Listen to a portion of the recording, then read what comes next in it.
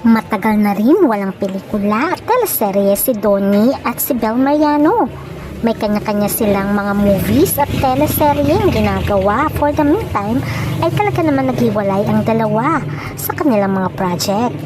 Pero meron ng nabubuong proyektong RIP para sa kanilang pagtatambalan. Pero alam niyo ba na may mga binulgar si Donnie about Bel? Kaya naman maraming fans ang kinilig dahil nandun pala ang pagmamahal at pagpapahalaga ni Donnie na sinuklian naman ni Bel Mariano. Ano kaya ang plano ni Donnie kay Bel in the future? Ating alamin.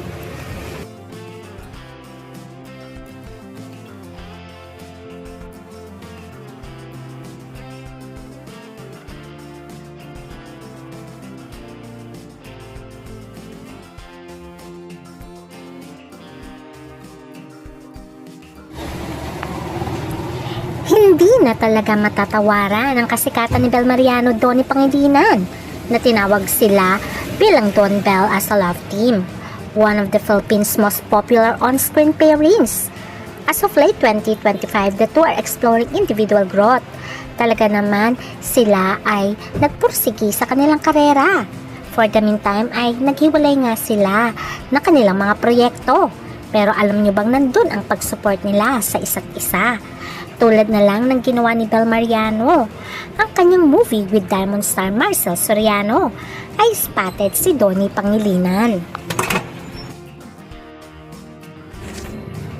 Kaya naman maraming humahanga sa dalawang ito instead na sila ay nagpapatuligsahan sa kanilang pag-arte.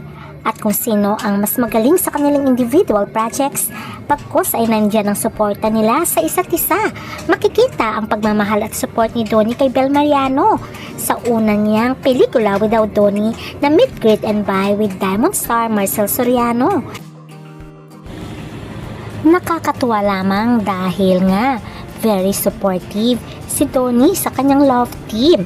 Kaya ganun din naman ang ginawa ni Bel Mariano. Dahil na magkaroon ng teleserye, si Donnie Without Her, ang Roja, ay makikita mo ang pagsupport niya at pagmamahal kay Donnie Pangilinan, kung saan talaga ay umattend din itong si Bel Mariano nung nilaunch ang Roja sa Press People.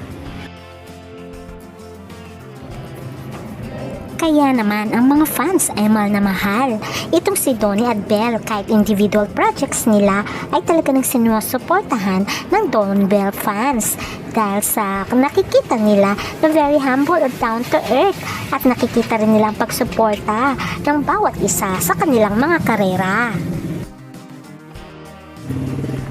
Makikita naman si Bel kahit na hindi sila magkasama ni Donnie, at kung nakita niyo sa studio si Donnie ay bumibisita lamang siya dito sa kanyang room. Kita nyo naman, di ba? Napakabait at supportive talaga ni Bel Mariano. At ganoon din naman si Donnie sa kanyang ka-love team na si Bel Mariano. Lahat ay ginagawa nito para sa success ng dalaga.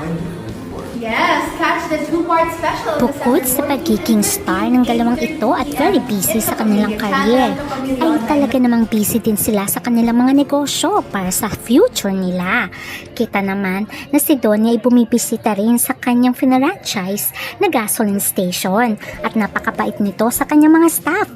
At ito naman, si Bel ay nag-launch ng bagong makeup na Tali ang kanyang pangalan, kasama ang kanyang kapatid. Kaya naman masasabi mong good influence sila when it comes sa business dahil marunong silang invest ang mga pinaghirapan nilang pera sa showbiz, dahil alam naman natin na hindi permanente ang kasikatan sa mundo ng show business. Kaya napakagaling ni Donnie bilang influence kay Bel Mariano sa tulong na rin ng mga magulang ni Donnie. Alam nyo ba na may mga binulgar ang ama at ina ni Donnie? Kaya naman talagang mapapabilib ka kay Donnie dahil kung may pangarap talaga siya ay ginagawa niya ang lahat. Kahit nagpe-fail siya ay talagang bumabangon siya para makamit ang tagumpay. Ito ang mga sinabi ng kanyang ina at ama, especially Donnie, when anak it namin si comes Donnie. sa discipline Akala at ang namin meron pagpupursige siyang ni kondisyon na Donnie. kailangan Noong gamutin. bata Kasi siya ay kung talagang 2 years old pinoproseso na, niya na sa utak niya hindi pa na nagsasalita, magiging sabi successful namin, siya. out of Pakinggan. Pakita na natin sa doktor to. Tapos nung nag 2 years old si Donnie, Hi, Mom! Ganun na! He spoke in complete sentences. Hi, Dad! Can you imagine? Yung pala, nagpa-practice na siya sa isip niya kung paano magsalita para pag nandyan na ang pagkakataon, the opportunity is there, he would seize it. Bigla ba naman nagsabi nung 17 ba? 16, 17? Dad, Mom, I want to enter showbiz. Obstacle ka sa'yo. Ayoko na, Nagalit ka ayoko, nun, ayoko di ba? talaga. Yung pala, ang tagal niya nang iniisip. Di ba? Sa ganun din pala, nag-iisip na kung anong diskarte niya para pag timing na, mag-aartista na siya. Right? O, diba? Nakakatuwa Ba't si hindi naman Donnie. lahat na nag-aartista Kahit na sikat na celebrities ang So, kanyang mga magulang ay talagang nagpursige siya sa sarili niyang diskarte para makamit ang tagumpay, which is magiging maganda yon in the future pag siya ay nagkaroon ng pamilya. Matatandaan na ngayon pa nga lang ay marami ng investment si Donnie na bahay at lupa, at the same time mga negosyo for the future. Ibig sabihin nun, hanggat maaga pa ay talagang ginagawa niya na ang lahat for the future dahil gusto niya maging okay ang magiging pamilya niya. Tulad ng ikinuwento ng kanyang amang pinoproseso niya na sa utak niya ang dapat niyang gawin.